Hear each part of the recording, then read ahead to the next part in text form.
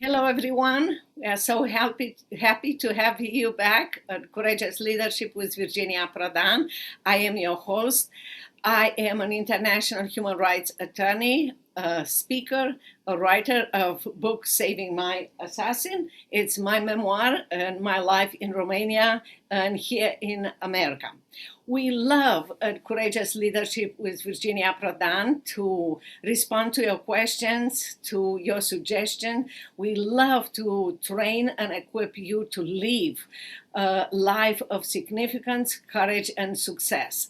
And today we have a very, very special guest that will train you in a very special section of leadership.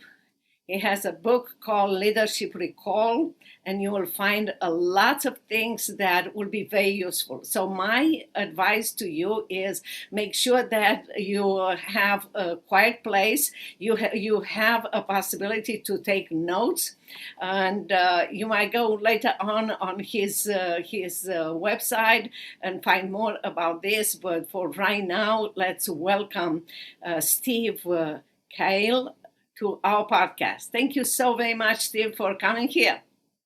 Thank you, Virginia. Glad to be here.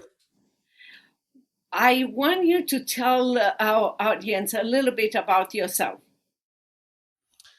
Yeah, so I guess first and foremost, I'm a follower of Christ. I'm also a technologist. I've been in technology for more than three decades now, and I really like to apply or look at my work as human-centered, technology-enabled, operational excellence. And I really enjoy the intersection of technology and operations, but very importantly, helping ultimately humans flourish, being more productive, being more effective. And so I'm currently a fractional CIO and a fractional CTO, which means that I'm running technology, think AI, IT governance, IT security, development for three incredible organizations. And during that process, I've also written a book, like you mentioned, Leadership Recall, which addresses, I think, an important element for leaders who want to really, lead with authority and command the room.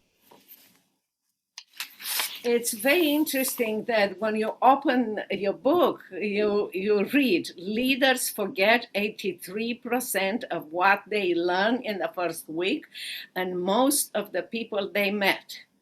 To be honest, the first part, forget 83, worried me, but the second part, that they forget the name of people they met, make me feel like, oh, after all, I'm normal because I'm a speaker and I meet many, many, many people.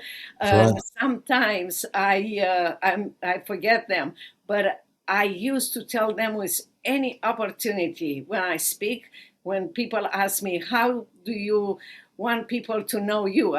Take the advantage. I'm saying, I forget people's names, so please stop me and tell me, Virginia, I met you and so, this is my name. But why do you think that we forget 83% that what we learn? This is very disturbing to me. I learn and I love to learn every single day. It's like I learn and I forget. What's a reason for me to learn? Yeah, so Virginia, the idea here is that without spaced repetition, without reinforcement, you will lose 83% of what you learn in the first week. And as you said, most of the people you meet, and over time, it falls off of a cliff. And so how do we change that? And so the science dates back to the 1880s. So German psychologist Hermann Ebbinghaus first discovered this idea of the forgetting curve. You have the learning curve, but you also have the forgetting curve. And he posited that it was 75% of what you lose in the first week. However, in 2015, the University of Amsterdam revisited his work and pushed it up from 75 to 83.5% of what you lose in the first week.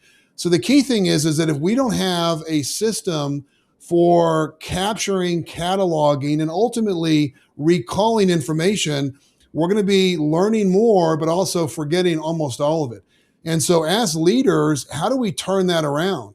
And for me, it started, Virginia, when I was behind the bar, bartending through college. I learned that if I remembered people's names and the names of their drinks and the names of their kids, I was building community. When someone would walk in and I would have their drink ready and I would address them by name, I'm creating a real human, authentic connection. And so that was point number one. Then point number two was, along the way, when I discovered that Jesus Christ is who he says he is and that memorizing scripture was a superpower, I'm like, all right, Lord, I'm ready to memorize your word. As an operator, as a technologist, what is the most effective and efficient way to be able to memorize content? And so I learned, Virginia, that if you and I were medical students, we're pre-med, and we're having to spend, in some cases, 4 to 5 hours a day memorizing anatomy, we are using a digital flashcard tool called Anki, A-N-K-I, which means memorization in Japanese. And it's a simple digital flashcard system that it's an SM2 algorithm that uses memory science. It's basically spaced repetition and self-quizzing. And the punchline is, when I started using this tool to memorize scripture, I'm realizing I am memorizing God's word at scale. And then I realized, wait a second, I am meeting a lot of people. I am reading a lot of quality books, listening to incredible podcasts that have all these wonderful insights. And I realized I'm losing most of it. So what if I go one step further, and rather than just taking a lot of good notes and capturing those notes in a tool, I recommend Notion. Obsidian's another good tool. Evernote used to be sort of the big note-taking platform, but now it's sort of shifted. But rather than just taking those notes, that I was going to take the real key insights, like the names of people, the names of key quotes, the name or the terms and concepts I needed to remember, and I would put that into my Anki flashcard deck, so that when I'm basically allocating a little bit of time to memorize, I call it recall fitness sprints, I'm able to use spaced repetition, really use the way God wired our brains. We need that spaced repetition and that self-quizzing so that content becomes second nature. You said two things that I believe are so important. In the diplomacy school, they teach you that when you meet someone and you have, name tags and everything, and that person tells you the name, while the person talks with you, you repeat their names until they finish talking, and then you say their name, I'm so glad, or yes, George, or yes, Steve, it is so important what you said, or something like this. That is one very important thing. What you said about it's memorizing God's word. It's so important. I did that with my kids here in America. And I remember my son is a graduate of the United States Air Force Academy. And when he was in Air Force Academy, one summer when he came home, he shared with me something. He even emphasized, oh, Mom, I'm so grateful you have helped me to memorize Bible verses. And he said, our leaders, the general, will come an inspection, and he will say to us, who can memorize what you had for today, what so-and-so general said to the troop many years ago. And my son will always raise his hands and will say perfectly, because I said to him, no, it has to be perfectly. So he knew that. And one day the general returned to them and said, who can say besides Emmanuel Prodan what you had for today? So that was indeed very important, goes the long way. You are not just memorizing, Bible verses, but later on will help you in life in a way that you cannot imagine today. That's so good. And to the first part, Virginia, I love that too, about repeating someone's name back. And really, when you think about it, I call these recall reps, and we really are building new neural pathways in our brain. So if you meet someone for the first time and they have the name badge and you see it and you're speaking it back, you're putting in a rep. And then what I will typically do is, there's an app on my phone called Email Me. I mention it 27 times in my book. It is my most used app on my phone by far. And all that it does is you fire it up and you can speak or you can type a note, and then it will email you that content to the email box where you want it to go. And so, for example, I met you for the first time, Virginia, and I see your name badge and I say, hey, nice to meet you, Virginia. I've got a recall rep going. The problem is in about maybe even 3 minutes or even 2 minutes, I may even, if I don't see your name badge, I could forget your name. So if I'm walking off, I'm going to fire up email me and I'm going to make a note. Hey, I met Virginia. She reminds me of Aunt Joy. Delightful to be around, and follow up with her next week about grabbing coffee, right? So I'm making a note, captured her name, and that's going to then send to my inbox. And if you're a person that I know that I'm going to be seeing regularly, I may also add that information into my Anki deck, and I'd find your picture, for example, maybe on LinkedIn or maybe somewhere on the web. And now I've got a flashcard with the front of it being your face, a picture of you, and then the back of the card being your name. And so then all it's going to take is being quizzed, and pretty soon I'm going to have your name baked into long-term memory. So it's really all about, as we go through life, what most leaders are doing is, well, I think, when you look at it, it's really, Virginia, about having a learning operating system. How are we synthesizing information, all the insights that are around us? How can we be able to listen, discover insights, and then capture, catalog, and very importantly, recall those key insights so that we can lead with authority? Like when you look at some of the top leaders that are making the news, you've got Elon Musk of SpaceX, you've got Jensen Huang of NVIDIA, think of Jeff Bezos from Amazon. They all lead from first principles. They expect their leadership teams to lead from first principles. It's really understanding, breaking things down, like if you're Elon Musk, breaking down, rocket engineering down to the core principles so that you can reason back up. And I would say, how can you lead from first principles if you don't know the first principles? So like for me, I'm a fractional CIO and I have to continually learn and understand how the technology is shifting, especially with AI. I was listening to one of my favorite security podcasts and a new concept came up called exploit gem. And it's very similar to a cyber range. And without getting too technical, it's another element where I realize, okay, I need to make sure that I listen to this. It's a gap in my knowledge. I captured it.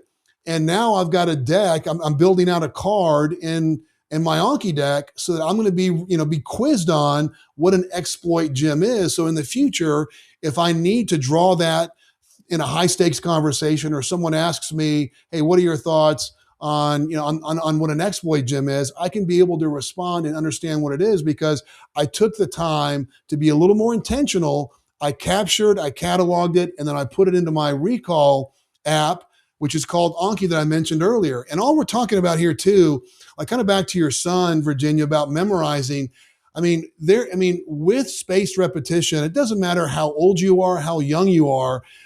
It's all about, this idea of self-quizzing. And so if you find something that's key that you're going to need to remember, you want to serve your future self by being intentional, capturing it, and having a simple system.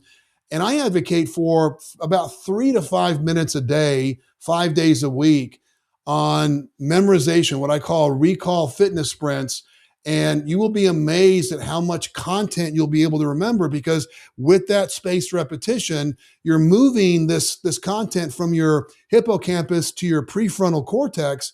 So it bakes into long-term memory so you can be able to use it when you need it and lead with authority when it counts. It's so interesting, the notion that you said, serve your future self. We, by memorizing and by doing all those things intentionally, we meet in life a lot of people that are fearful about their future self. They are not serving, their future self. And there is not even a notion for them that they are empowered to do those things. That's right. They are fascinated or fearful of science or new things that come. I love to learn things every single day. I am in America. There is no place like this one. There are so many places around the world where people have no opportunity or chance to learn every single day. And we should be able to do this. We should be happy, but you have to take your initiative. You wrote the book. And I read part of it. I haven't finished because this is not a book that you go from the beginning to the end. You stop every single time, like you said, where something it's personally to you. But what impressed me the most is that you have a table of contents, and you present at every single chapter what you have there. You also have greetings and grow-minding leaders. You tell exactly what it's going to be in the first chapter, why and what will change and everything. Can you talk about those things, And to me, those are very, very useful. Very useful. I recommend, and I will recommend your book to many people. Oh, I love hearing that, Virginia. I really tried to honor every reader. I wrote the book like I would want to read the book. And ultimately, what I'm trying to do is, and I would challenge anybody. And by the way, the book, I took a different path where I'm giving sort of like the keys to a Ferrari away for free. Anyone can be able to get the full manuscript, a full PDF of the book, or some people get both. The PDF and an audio version at no cost. The book is also available on Amazon in all the formats. The Audible version is my voice. So the thing is I want to make sure that everyone knows there's no friction to trying it out. And what I would encourage everyone to do is start with the PDF if you wanted to, or the audio version at no cost. And like what you did, Virginia, is read the table of contents. And I'm really laying out exactly why each chapter matters to you and what it means to really your entire career trajectory. Because this is a book, I heard someone say that Leadership Recall is life enriching. And so I would encourage anybody, read the table of contents. And if you feel like, hey, there's value here, read the introduction, which is very intentional how I wrote the introduction. And if that intrigues you, go to chapter 1. And if you continue to see the value build, go all the way through chapter 10. And overall, it is a lot of leaders are now saying, this is the book that I wish I had started with, because ultimately it gives individuals, I would say, an unfair advantage. I mean, a small detail, kind of back to life enriching.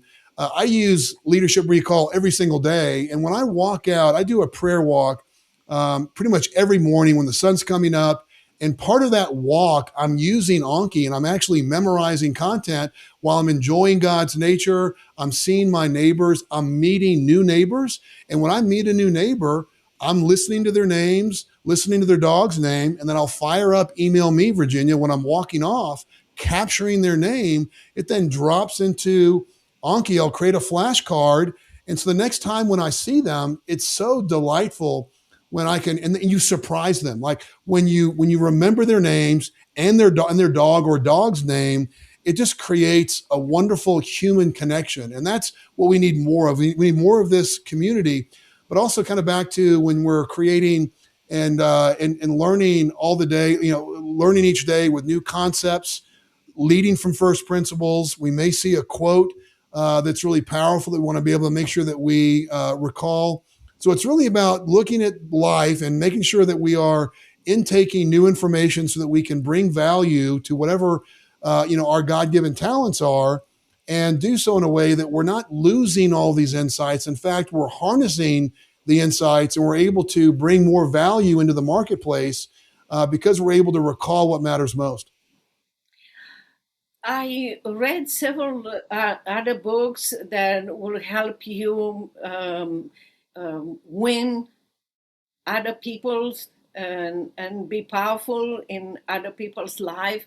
And the way I did many times with my kids, in fact, the idea didn't come from me. at one point came from one of my children. They said, what about reading the first chapter for a month and practicing what it said in that for a month?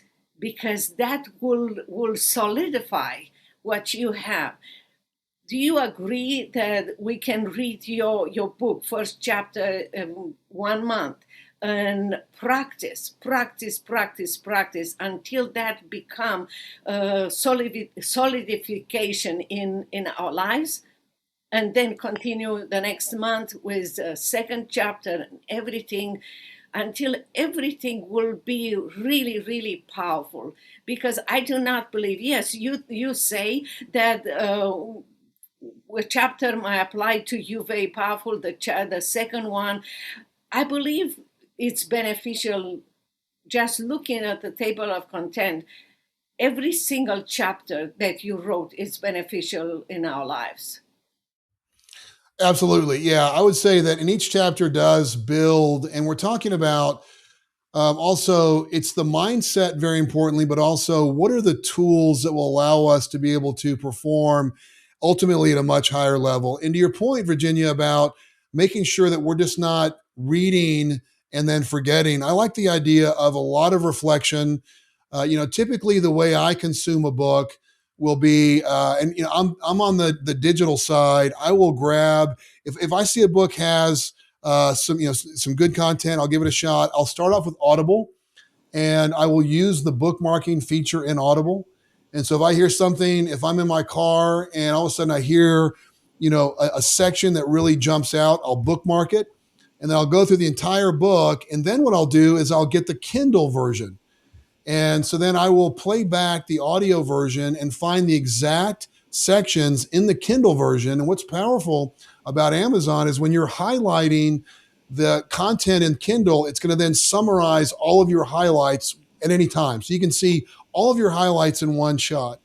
And then what I'll do is I'll take those highlights and I will capture those, bring them into Notion, which is my knowledge database, and I'll capture all the key points. But the next move, which is the power move, it's how we go from excellent to elite, is I'm going to take the really key elements that I know I want to be able to master for life, and I'm going to add those into my Anki deck. So during my next recall fitness sprint, I'm being self-quizzed.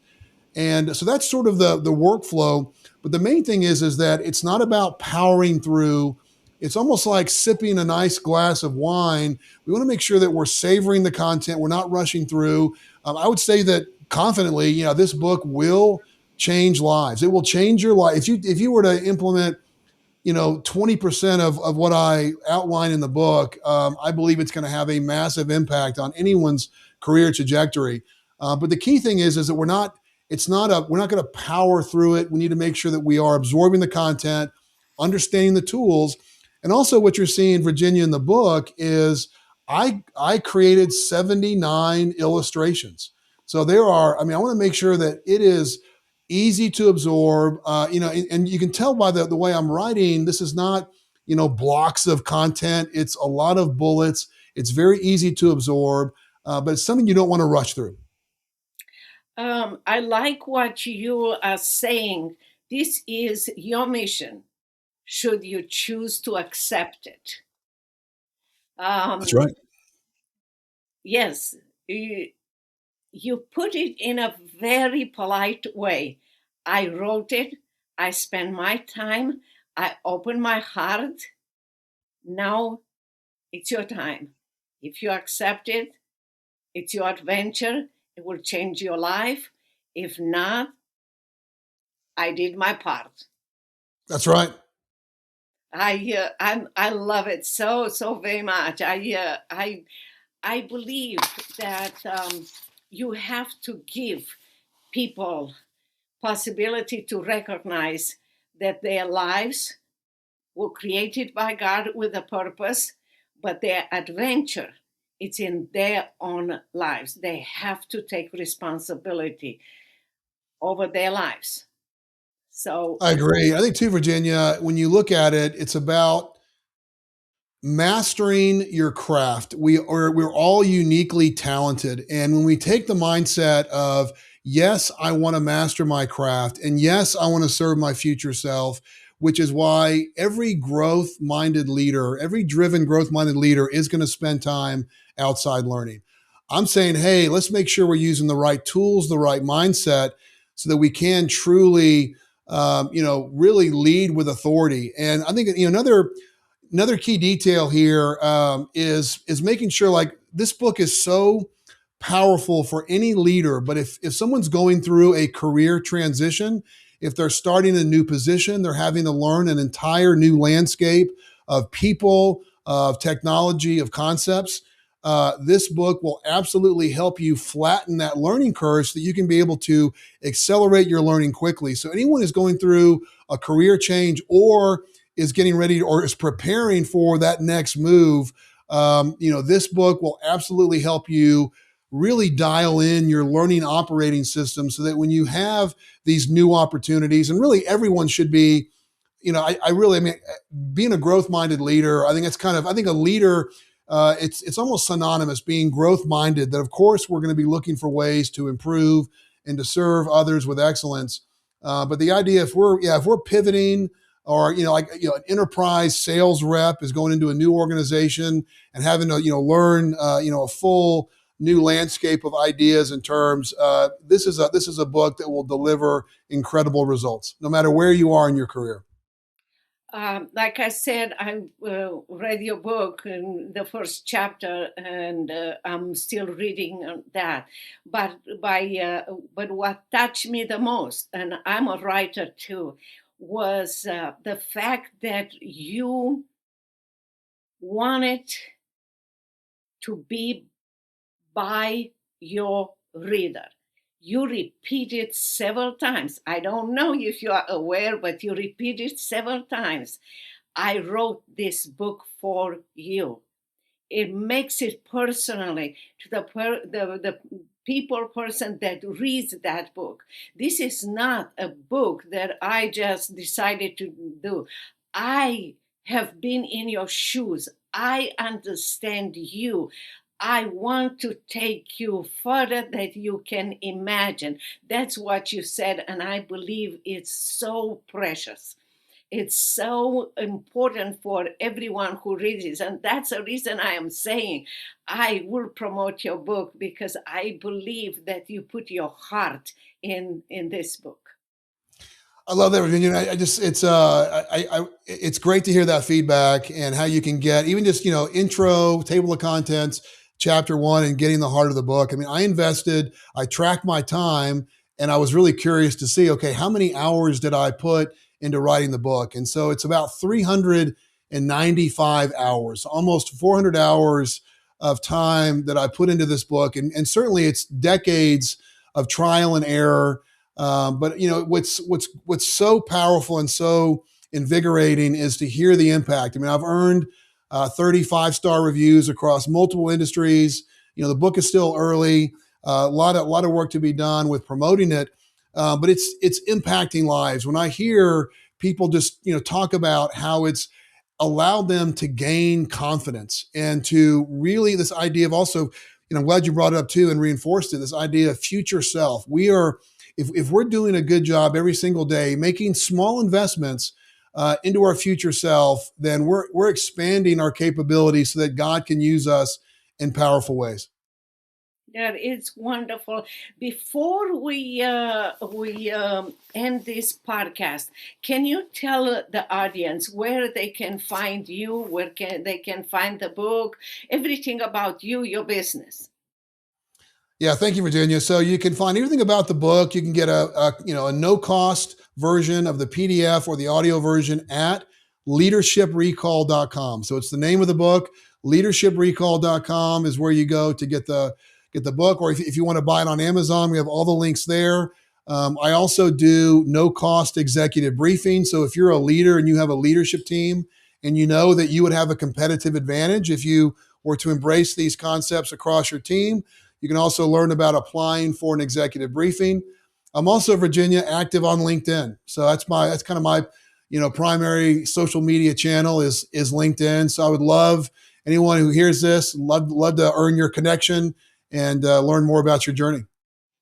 That is wonderful. Thank you so very much, Steve, for being here and sharing your precious book and values with us. And for the rest of you, I hope that you will go to Steve's website and book, you buy the book, you learn, and go to a place where you never dreamed about. And if you have any questions, please go to virginiaprodanbooks.com/contact, and you can tell us what you need. We are here to help you.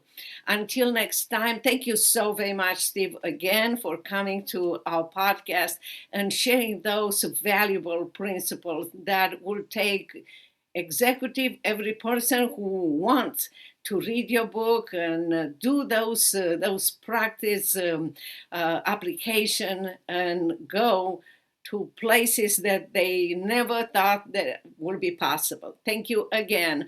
And until next time, I hope our podcast is Wednesday and Saturday at 10 o'clock.